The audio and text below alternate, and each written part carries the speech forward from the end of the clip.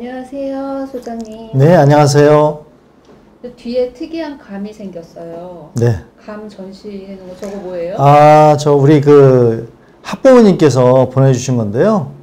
그 구례에 사시는 학부모님께서 거기서 직접 그 기르신 거라고 하면서 보내주셨습니다. 너무 탐스럽고 오시는 분들마다 이 감을 너무 탐을 내시네요. 네, 너무 감사합니다. 네. 색깔이 너무 예쁘네요. 네, 그러게요. 감의 계절이라서. 네. 이렇게 감처럼 내년에 우리 친구들도 좋은 결실 맺었으면 좋겠습니다.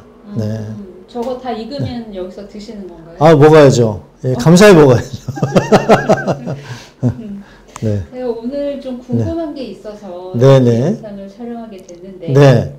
지난 시간에 저희가 그때 오랜만에 영상 촬영했을 때였잖아요. 수능 시험 끝난 날이었던 걸로 기억이 나는데 그때 수능 시험 끝나고 나서 면접에 대해서 제가 좀 질문을 했던 기억이 나요. 그래서 그때 면접이 그렇게 중요한가, 또 중요사항이 뭔가 좀 알아봤었는데 그런데 또 저희가 수능하고 면접만 있는 게 아니잖아요. 그러면 면접 말고 전형 요소로 또 어떤 게 있는지 알고 싶어요. 그 다음 중요한 게 이제 면접은 학생부 종합이든 또 정시든 이게 여러 요소에 걸쳐서 필요한 게 이제 면접이지만 우리 그 수시의 4가지 전형 요소 중에 논술 전형이라는 게 있습니다. 수시에는 이제 학생부 종합, 학생부 교과, 그 다음에 논술, 그 다음에 특기자 전형 이렇게 있는데요. 그 중에서 이제 논술이 전형 요소 중에 하나로 있습니다. 이 논술 전형이 한 11% 정도, 뭐 실질적인 거는 그 정도의 인원이 뽑고 있는 걸로 제가 알고 있고요. 상위권 대학 위주로에 지금 돼 있는 그런 논술 전형이라고 보시면 될 것 같습니다. 네. 논술 전형에 구체적으로 좀 제가 설명을 해 볼게요.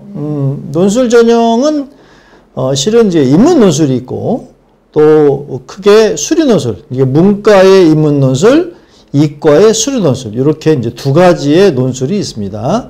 근데 그걸 좀 세부적으로 본다면 인문 논술에는 그 있는 그대로 이제 인문학적인 논술이 있고요. 그 다음에 상경계열에서 하는 상경계열 논술이 또 있습니다. 상경계열 논술은 사회문화의 그래프라든가 간단한 수리적 영역이 들어가는 비록 인문적 요소, 인문계열 논술이지만 수리가 들어간다는 특징이 있습니다. 그래서 한양대학교, 중앙대학교 등이 이런 상경계열에서 따로 논술을 치르고 있고요.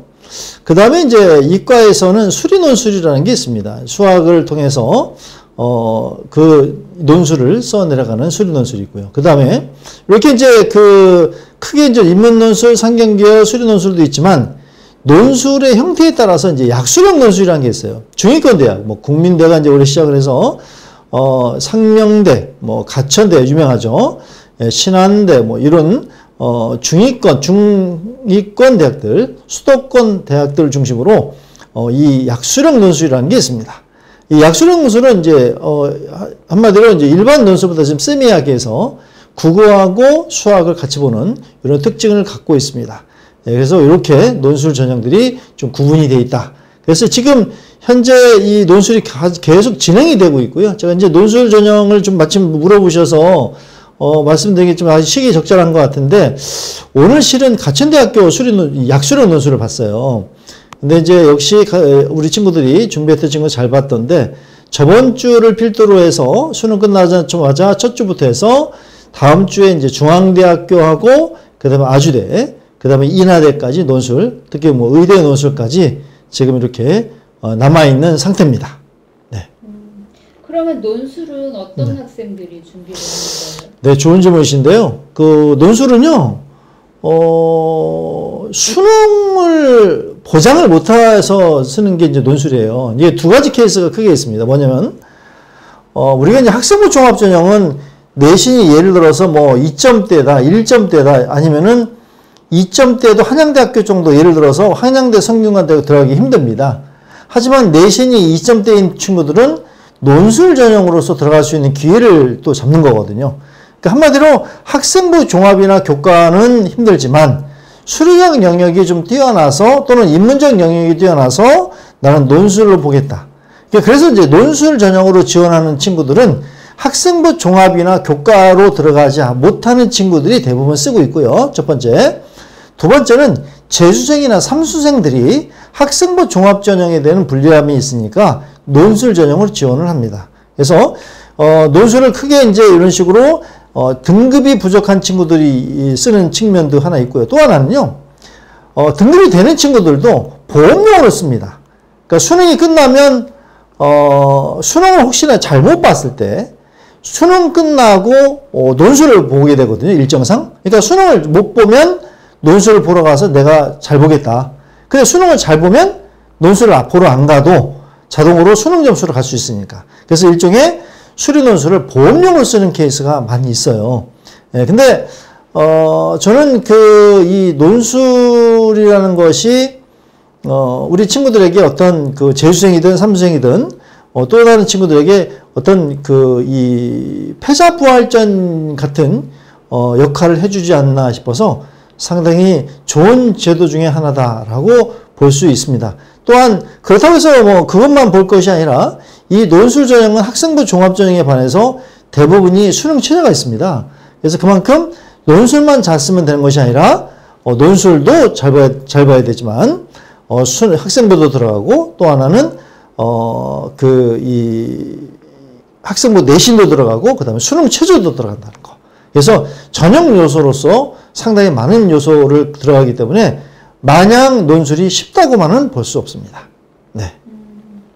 그러면 논술 준비는 언제부터 해야 되는 거예요? 네, 이게 아마 두 번째 질문보다 더 어려운 질문이고 중요한 질문일 수 있습니다. 근데 저는 그렇게 얘기를 해요. 이 유튜브를 보시는 학부모님들이 지금 반론을 하거나 또는 우리 인문 논술 선생님들께서 반론을 하시겠지만 실은 사실을 했습니다. 제가 30년 넘게 이제 이 논술 전형이 생긴 지가 꽤 됐습니다.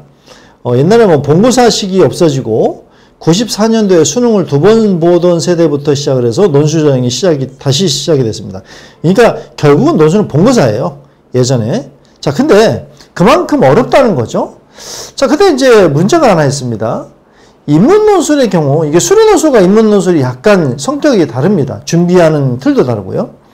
저는 흔히들 인문 논술을 보러 오는 친구들, 인문 논술을 권하는 친구들은 왔을 때 이제 선생님 제가 인문 논술로 대학을 가려고 합니다 하는 친구들 대부분 이제 이 보험용으로 쓰는 친구들은 성적이 나오는 친구들은 괜찮지만 그렇지 않고 그냥 막연하게 어떤 로또를 잡는 심정으로 쓰겠다는 친구들이 있어요. 자, 그래서 저는 그렇게 얘기를 합니다. 맞다. 인문 논술은 로또다. 왜?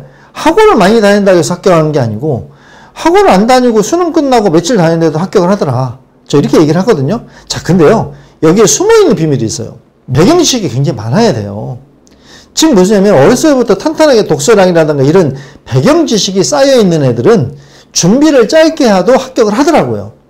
근데 배경지식이 없는 친구들은 1년, 2년을 다녀도 합격을 못하는 케이스가 많았습니다.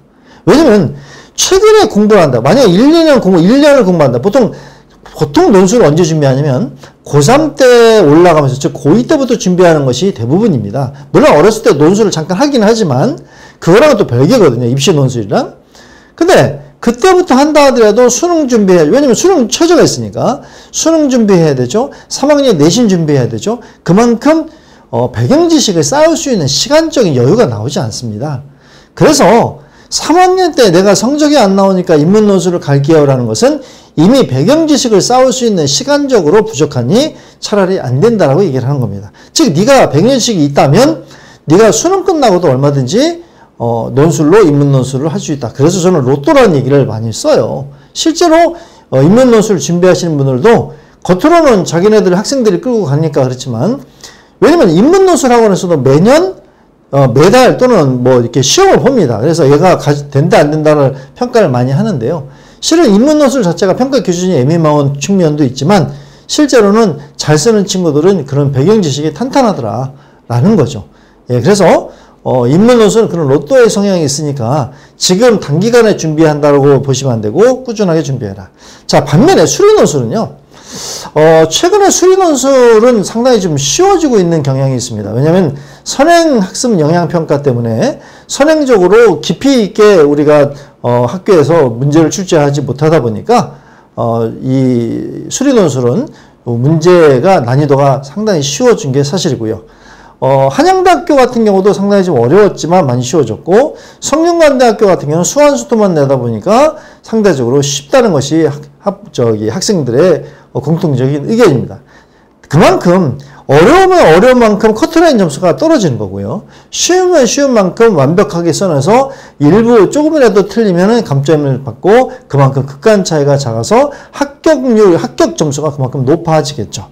예, 그런 특징을 갖고 있습니다. 그래서 수학 같은 수리 논술 같은 경우는 한 1년 정도, 그러니까 수능 준비를 하면서 한 1년 정도 꾸준하게 수학이랑 같이 병행을 하시면 수능 점수도 잘 나올 수 있고 수리 논술 점수도 잘 나올 수 있다라고 저는 얘기를 해줍니다. 근데 전제는요, 수능은 보통 수완수토 미적분 위주로 이렇게 좀 돼 있잖아요. 근데 수리 논술은 중학교부터 시작을 해서 고등학교 1학년 과정을 탄탄하게 한 친구들이 역시 잘하더라. 인문 논술에서 배경 지식이 탄탄하듯이 수리 논술에서는 중학교와 고등학교 1학년 지식이 탄탄한 친구들일수록 잘 하더라는 것이 공통적인 특징이에요. 그래서 1년 이상은 준비를 해 주는 것이 맞다라고 얘기를 합니다. 제가 지금 답변을 듣다가 갑자기 생각난 건데, 제가 이제 9, 6학번인데 고등학교 1학년 때 2학년, 3학년 가면서 논술 공부를 하는 생각이 어렴풋이 나거든요. 네, 맞습니다. 맞습니다. 그러니까 그때 제가 논술 수업을 듣고 책을 봤을 때 느낌이 어땠냐면 학생 입장에서 이거는 교과서에서 다루지 않았던 지문 같은 거. 맞습니다. 네, 그래서 되게 문학 작품이 많이 나왔던. 인문논술, 그랬을 겁니다. 그러니까 맞아요. 그때가 지금과 그렇게 크게 다르지 않다는. 그렇죠. 공부 잘하셨을 것 같아요. 벌써 그거 이제 기억이 나는 거 보니까. 그러실 것 같은데. 맞습니다. 교과 외에, 이게 논술은요, 원래 교과 외로 나오는 게 맞아요. 근데 이제 최근에, 아까 좀 전에 말씀드렸듯이, 선행학습 영향평가 때문에 너무 이 교과 외로 가는 것을 국가에서 막고 있습니다. 그러다 보니까 이제, 교과 내로 내다 보니까, 엮는 작업들에서 여러 지문들을 가져다 쓰게 되죠. 그러니까 그러려면은 이제 그만큼의, 이 폭넓은 배경 지식이 필요하거든요. 이제 그렇게 했기 때문에 인문 논술도 옛날보다는 좀 쉬워진 게 사실입니다. 근데 이게 한두 달 갖고는 되지 않을 것 같다는 게 지금 제가 확 느낀 요즘. 네, 맞습니다. 맞습니다. 한두 달 가지고 되진 않는데 이게 제가 왜 그렇게 얘기를 하냐면 수능과 논술을 병행하다 보니까 아이들이 이게 이런 거예요. 수리 논술은 수학 영역 중에 포함이 되니까 수리 논술을 해도 같이 하면 되는데 인문 논술은 국어적 역량이나 또는 뭐 사회문화, 윤사 이렇게 연결은 되지만 우리 친구들이 그런 연결성이 크지가 않다라는 거죠. 그러니까 인문 논술을 하게 됨으로써 너무 그쪽으로 아이들이 치우치게 되니까 수능 공부를 좀 등한시하는 경향이 없지 않아 있더라고요. 왜냐면 어차피 인문계도 수학 점수와 국어 점수가 변별력을 차지하거든요. 근데 국어 영역과 논술은 살짝 좀 약간 괴리감이 있습니다. 그래서 그런 차이점이 있기 때문에 인문 논술을 준비하는 친구들이 수능 공부가 좀 약간 등한시하는 게 사실이에요. 그래서 저는 인문 논술을 준비하면서 수능을 네가 만약에 등한시한다면 인문 논술은 준비하지 마라 라고 얘기를 하는 거죠. 왜? 어차피 인문 논술에서 합격률을 높이려면 수능 최저가 맞아야 되니까. 왜 그러냐? 아주 좋은 말씀하신 게, 인문 논술은요, 자연 논술도 마찬가지지만 경쟁률이 보통 100대 1 막 이래요. 근데 그런 것이 거기다가 수능 최저가 걸러진단 말이에요. 즉, 수능 최저가 걸러져야 실제 경쟁률이 낮아지는 거거든요. 그러니까 수능 준비가 돼야만, 논술도 합격률이 높아진 건데, 아이들은 수능은 제껴두고 논술만 해서 합격할 거야. 이런 얘기를 하니까, 결국은 합격을 못하게 되는 거죠.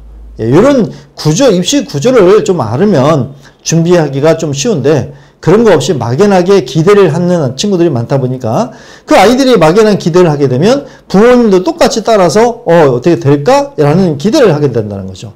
그래서 정확하게 인지를 하고 준비를 하시는 것이 좀 더 냉철한 판단 아니겠느냐 그렇게 생각합니다. 네. 그 평소에 이제 논술 지도를 좀 많이 하시잖아요. 네. 올해도 이제 논술을 많이 지도를 하신 것 같은데, 그러면 올해 논술을 준비하고 학생들하고 같이 준비해서 네. 느낀 네. 점이나 아니면 학생들이나 학부모들한테 당부하고 싶은 점이 있다면 역시 그 논술은요, 뇌공이라고 얘기를 해요. 제가 흔히들 뇌공.